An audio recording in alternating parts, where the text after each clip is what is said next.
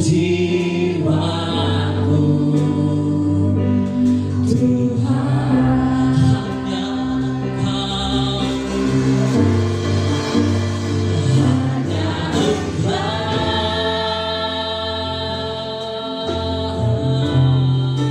pribadi yang mengenal hatiku.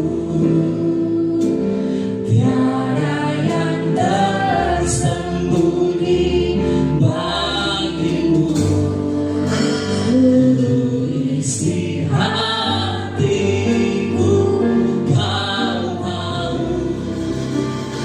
membawaku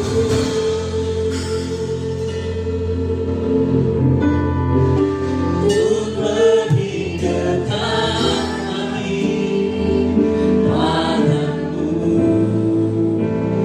Tinggalkanlah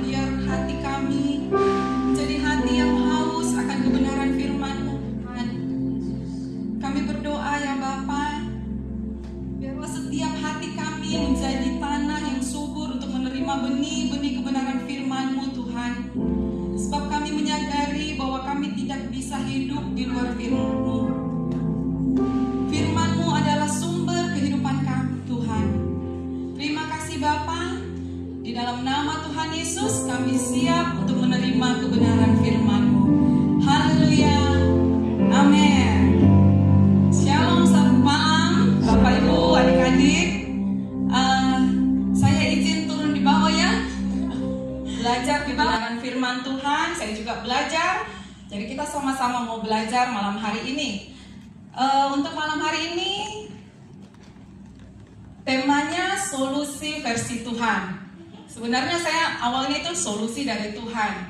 Cuman pas bikin materinya gitu, dikasih malahan solusi versi Tuhan.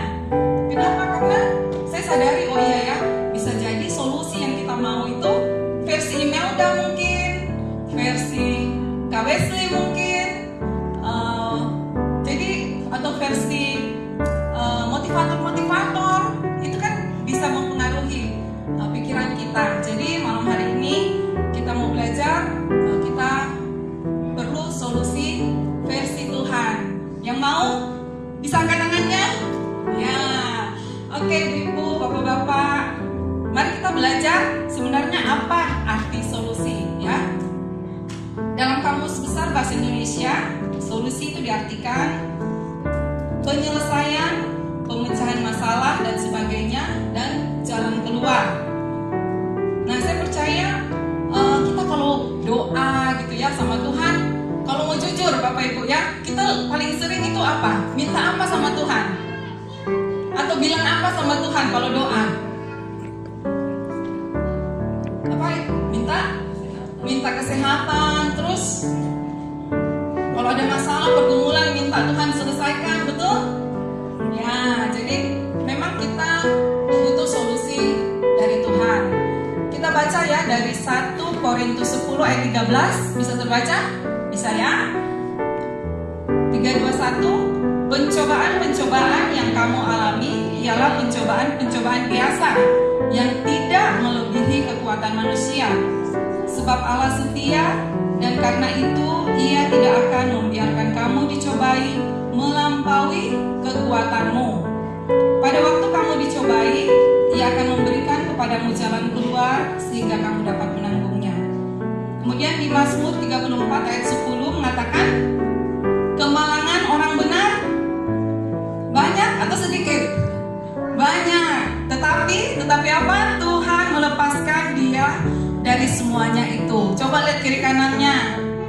Ya, orang benar Cito, kiri kanan. Jadi kalau kita ada masalah, kayaknya bertubi-tubi, itu biasa ya. Firman Tuhan berkatakan itu pencobaan-pencobaan biasa. Tapi Tuhan berjanji, Tuhan melepaskan dari itu semua. Nah, selanjutnya merenungkan ayat yang tadi, saya jadi ini Bapak Ibu, saya berpikir saya harus cek ini, kira-kira presentasi saya percaya akan ayat ini sudah lolos atau belum begitu ya. Kita lihat di ayat yang tadi ini 1 Korintus 10 ayat 13. Yang pertama dikatakan, yang saya ambil ya, saya simpulkan, yang pertama pencobaan biasa. Apa kita sudah yakini bahwa apa yang kita alami itu sebagai pencobaan biasa? Atau ada yang merasa, aduh paling berat nih ini masalahku, aduh paling berat nih ini pergumulanku, saya yang paling susah gitu ya. Hati-hati, ada namanya roh mengasihani diri ya, itu akan membuat kita semakin stres dan sampai bisa depresi ya. Jadi kita mau apa ya, Tuhan ini firman Tuhan yang katakannya bukan email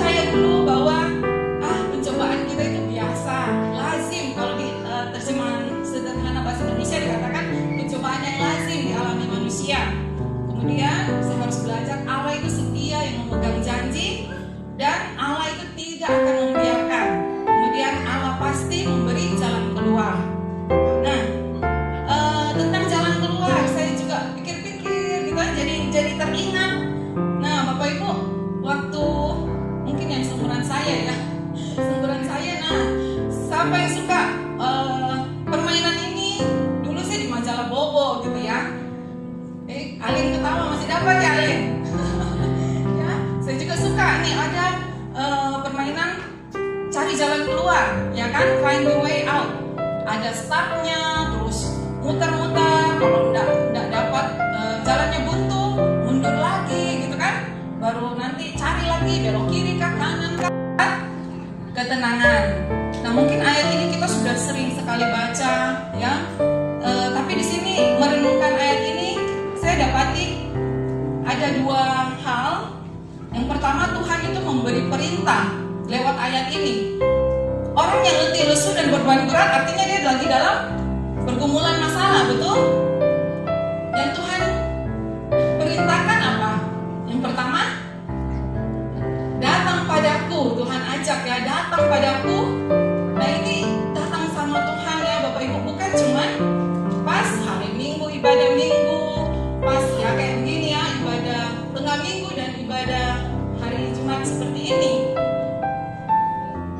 Tuhan minta kita datang kepada Tuhan itu dengan betul-betul mencari Tuhan dengan kesungguhan hati kita. Pasti beda ya kita kalau cuman datang setiap hari Minggu dan ibadah-ibadah saja dengan kita yang intens datang setiap hari sama Tuhan. Jadi itu yang Tuhan mau. Kalau letih itu datang sama Tuhan. Artinya kita cari sungguh-sungguh.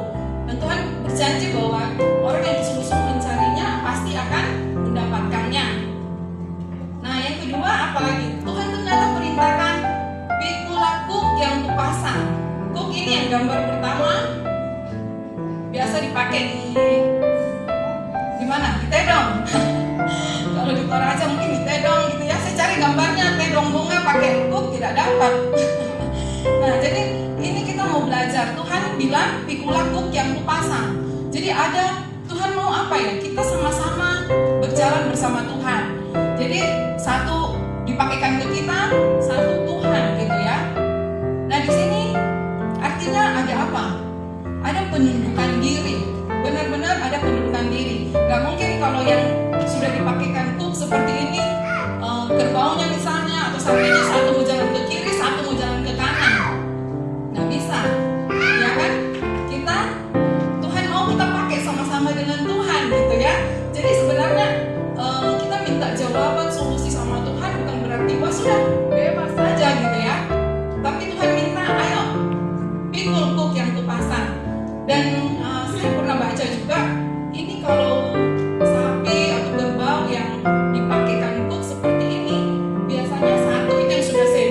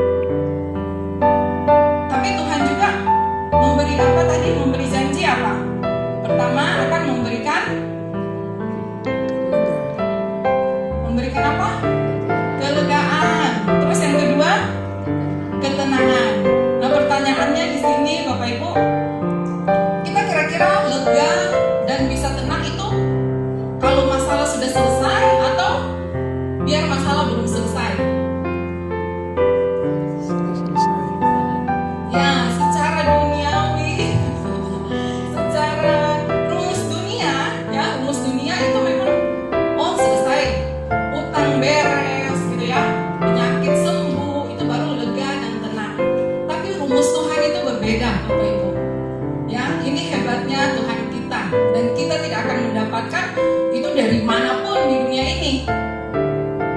Dalam proses itu Tuhan memberikan, dalam masalah kita sekalipun Tuhan sanggup memberikan kelegaan dan ketenangan walaupun masalah kita belum selesai. Bangga tidak punya Tuhan Yesus.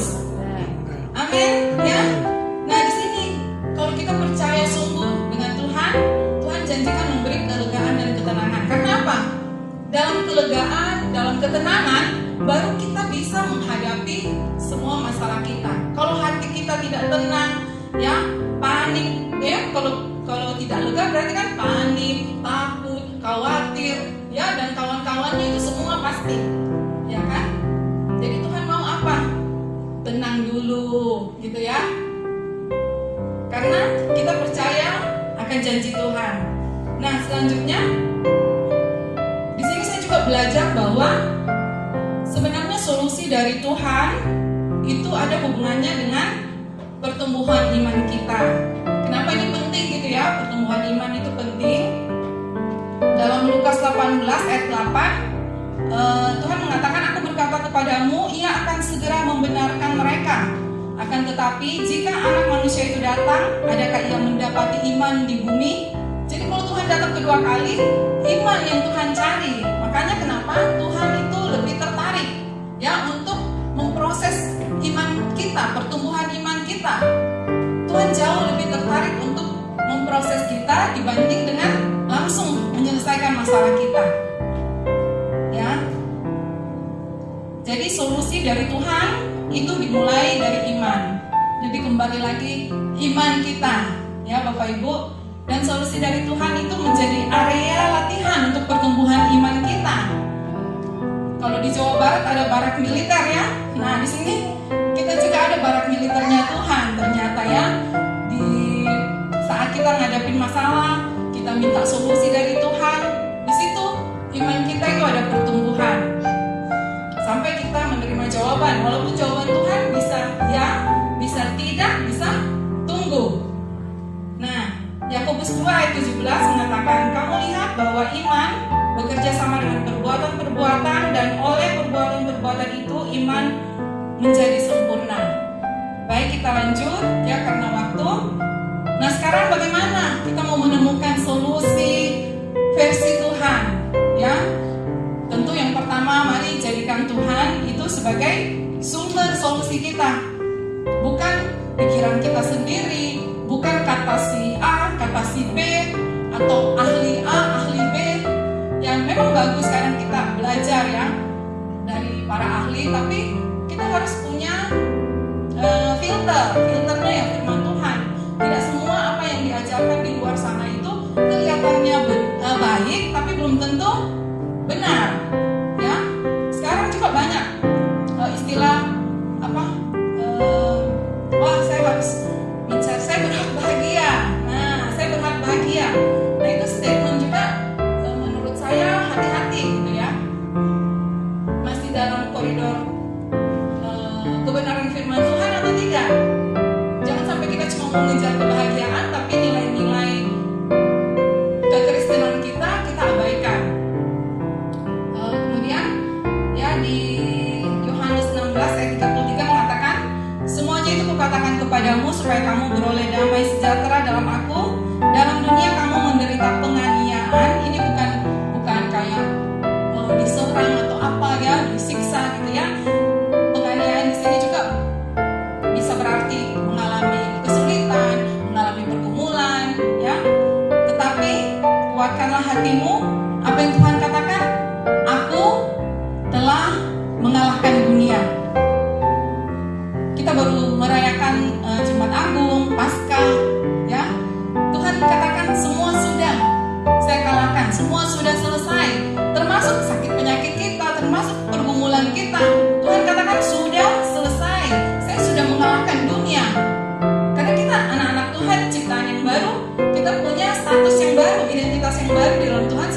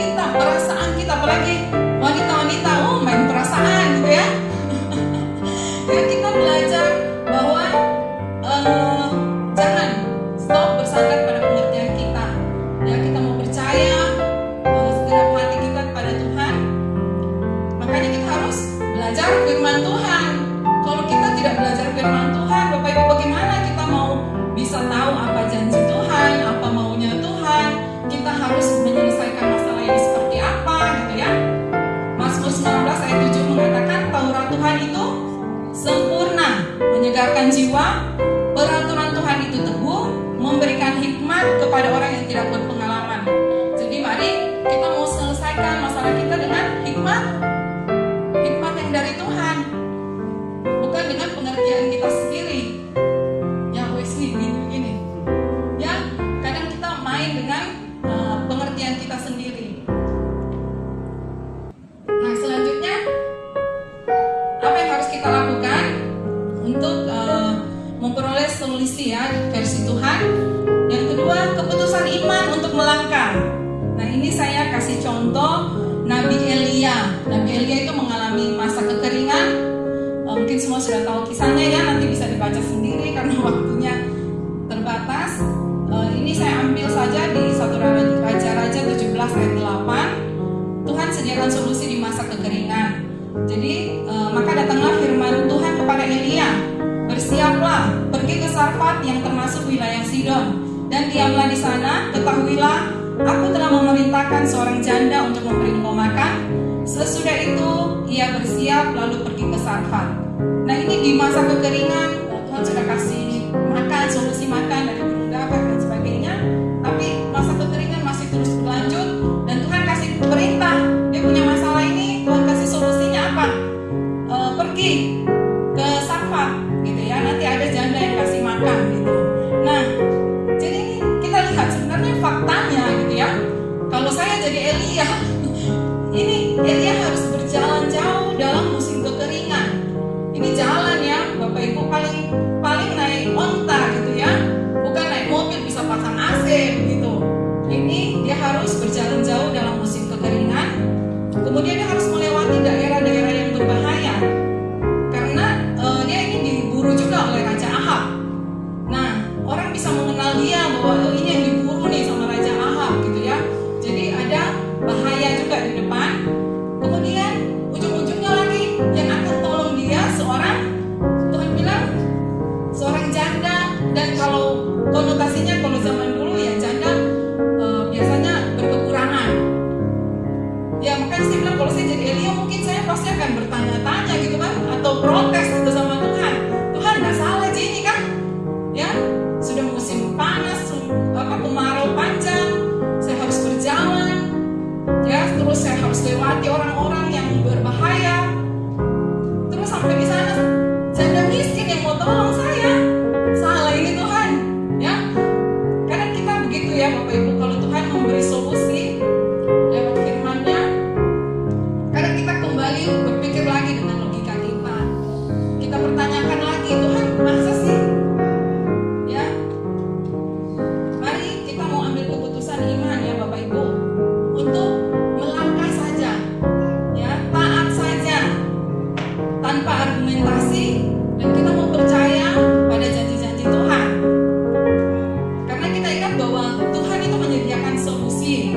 Ya, kita percaya Tuhan menyediakan solusi. Percaya juga Tuhan itu yang mengatur di balik layar ya. Jadi tidak perlu sampai berpikir yang terlalu macam-macam, terlalu jauh apalagi. Nah, kemudian yang ketiga, bagaimana kita bertahan dalam jalur solusi yang dari Tuhan. Nah, ini juga Bapak Ibu ya, karena proses itu bukan bilang cuman sebentar ya. Ada yang bertahun-tahun. Kita lihat kisah-kisah di Alkitab, semua prosesnya bisa sampai berapa tahun gitu ya. Dan kita tidak tahu waktunya Tuhan gitu. Tapi yang pasti waktu Tuhan yang terbaik. Nah, saat masa-masa itu apa yang harus kita lakukan? Yang pertama, mari intim dengan Tuhan. Ya, rajin merenungkan firman, pujian penyembahan, doa secara pribadi gitu ya. Pujian penyembahan, jadi bukan cuma waktu di gereja, tapi setiap hari, setiap saat bangun keintiman dengan Tuhan. Seperti Daud ya, dia bisa mengatakan, kecaplah dan lihatlah betapa baiknya Tuhan itu. Berbahagialah orang yang berlindung padanya. Di saat dia diburu-buru, nyawanya terancam gitu ya, tapi Daud bisa memuji Tuhan. Jadi Daud ini mengenal pribadi Tuhan ya, bukan cuma hanya mau pertolongan Tuhan saja. Ya, selanjutnya apa? Mari kita harus punya teman seperjalanan perjalanan ini artinya kita punya komunitas orang-orang percaya yang cinta Tuhan istilahnya ya. Jadi ya seperti kita sama-sama dalam keluarga di Gereja Indonesia ini, itu penting sekali kita punya komunitas bersama-sama. Kita bisa bersekutu ya. Dalam Mazmur 119 ini katakan, aku bersekutu dengan semua orang yang takut kepadamu dan dengan orang-orang yang berpegang pada titah-titahmu ya. Janganlah kamu sesat pergaulan yang buruk merusakkan kebiasaan yang baik. Jadi jaga pergaulan kita, karena kalau kita punya masalah, kita curhat ke tempat yang tidak tepat, ke orang yang tidak tepat, bisa jadi yang dia kasih masukan itu apa? Belum tentu sesuai kebenaran firman gitu kan. Terus kita percaya saja ya. Jadi kita mau sama-sama ya menjadi teman seperjalanan dalam hidup ini, saling mendorong, saling mendoakan ya, saling membantu. Dalam Ibrani 13 mengatakan, dan janganlah kamu lupa berbuat baik dan memberi bantuan, sebab korban-korban yang demikianlah yang berkenan kepada Allah. Nah, yang terakhir, mari kita belajar mengecap dan menikmati solusi yang dari Tuhan. Ini bukan Jimmy ya. Ya, tapi di sini kita lihat, kalau gambar ini kita lihat, wah, dia happy saja, dia enjoy gitu ya.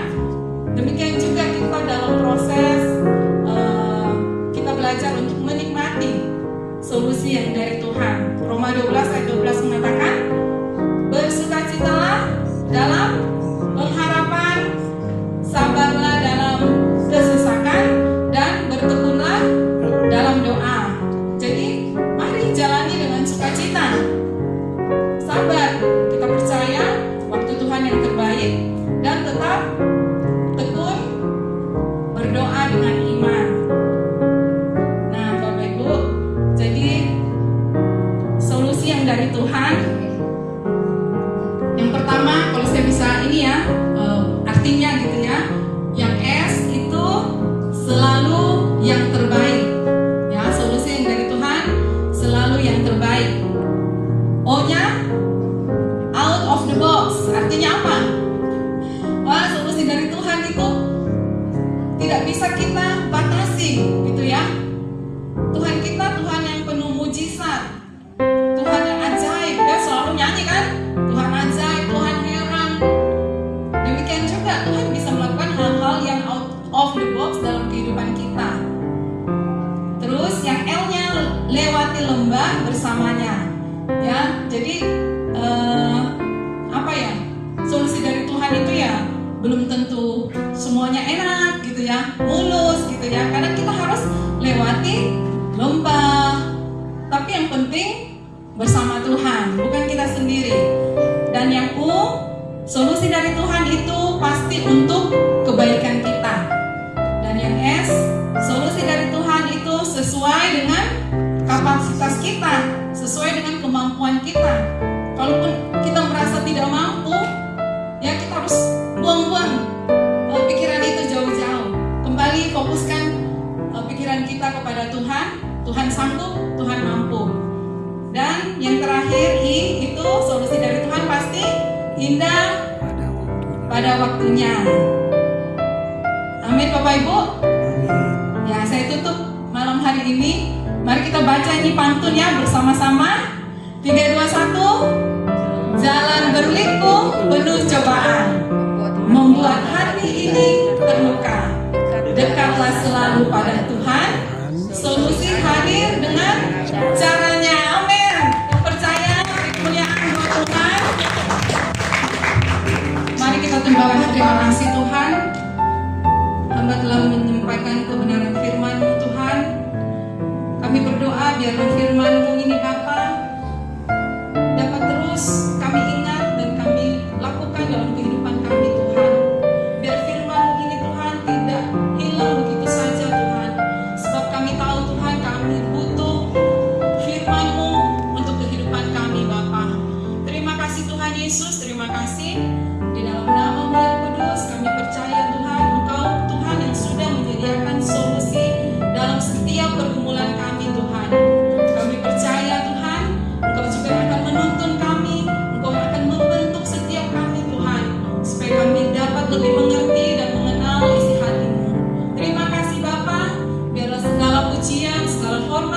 kemuliaan kami kembalikan kepadamu. Di dalam nama Tuhan Yesus, haleluya, amin.